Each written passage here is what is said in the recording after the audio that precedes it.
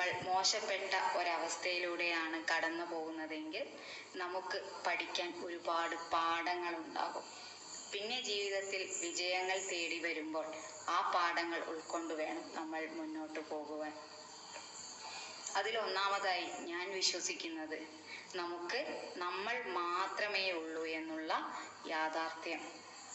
നമ്മളെ സഹായിക്കാനോ നമുക്ക് നല്ലത് പറഞ്ഞു തരുവാനോ അല്ലെങ്കിൽ നമ്മളെ നേർവഴിക്ക് നയിക്കാനോ ആരും തന്നെ കാണില്ല.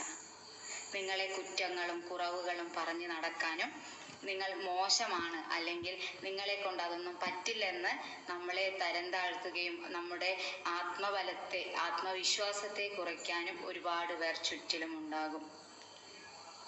എൻ്റെ എല്ലാ പ്രതിസന്ധിയിലും എൻ്റെ കൂടെ ഉണ്ടാകുമെന്ന് ഉറച്ച് വിശ്വസിച്ചവർ പോലും ചിലപ്പോൾ നമ്മുടെ ഒരു ഫോൺ കോൾ കാണുമ്പോൾ കട്ട് ചെയ്യുകയോ അല്ലെങ്കിൽ നമ്മൾ നേരിട്ട് കാണുമ്പോൾ മാറി നിൽക്കുന്ന ഒരവസ്ഥയും ഉണ്ടായേക്കാം. അതുകൊണ്ടാണ് ഞാൻ ഇത് വീണ്ടും വീണ്ടും എൻ്റെ വീഡിയോയിലൂടെ പറയുന്നത്. മോശപ്പെട്ട ഒരവസ്ഥ എന്ന് പറയുന്നത് മനുഷ്യനായി പിറന്നാൽ എല്ലാവരുടെയും ജീവിതത്തിൽ ഉണ്ടാവും. ആത്മവിശ്വാസം വർദ്ധിപ്പിച്ചുകൊണ്ട് വേണം മുന്നോട്ട് പോകുവാൻ. തളർത്തിക്കളയാനും മോശം പറയുവാനും നിങ്ങളെ കൊണ്ട് ഇതൊന്നും പറ്റില്ലെന്ന് പറയുവാനും ഒരുപാട് ആളുകൾ നിങ്ങൾക്ക് ചുറ്റിലും ഉണ്ടാവും. നിങ്ങളുടെ ജീവിതത്തിൽ കഴിഞ്ഞ കാലത്തെക്കുറിച്ച് ഒന്നും ഓർമ്മിപ്പിക്കാതെ ഇനി വരുന്ന കാലം നല്ലതായിരിക്കുമെന്ന് അടിയുറച്ച് വിശ്വസിപ്പിച്ച് പറയുവാൻ നമ്മുടെ കൂടെ ഒന്നോ രണ്ടോ പേർ മാത്രമേ കാണുള്ളൂ. എന്നാൽ ഈ ഒന്നോ രണ്ടോ പേർ എല്ലാവരുടെയും ജീവിതത്തിൽ കാണണമെന്നുമില്ല.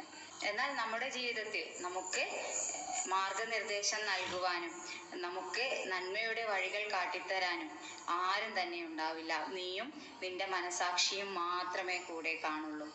മോശപ്പെട്ട അവസ്ഥയിലൂടെ യാത്ര ചെയ്യുമ്പോൾ തീർച്ചയായിട്ടും നാളെയുടെ നല്ല ദിനങ്ങളിൽ പുറകിലേക്ക് തിരിഞ്ഞു നോക്കുമ്പോൾ ആരൊക്കെ നിങ്ങളുടെ കൂടെ ഉണ്ടാവുമെന്നും ആരൊക്കെ നിങ്ങളെ സഹായിച്ചെന്നും ആരൊക്കെ നിങ്ങളോട് പിന്തിരിഞ്ഞു നിന്നെന്നും കാണുവാനുള്ള ഒരു വലിയ ഭാഗ്യം നിങ്ങൾക്കുണ്ടാകും.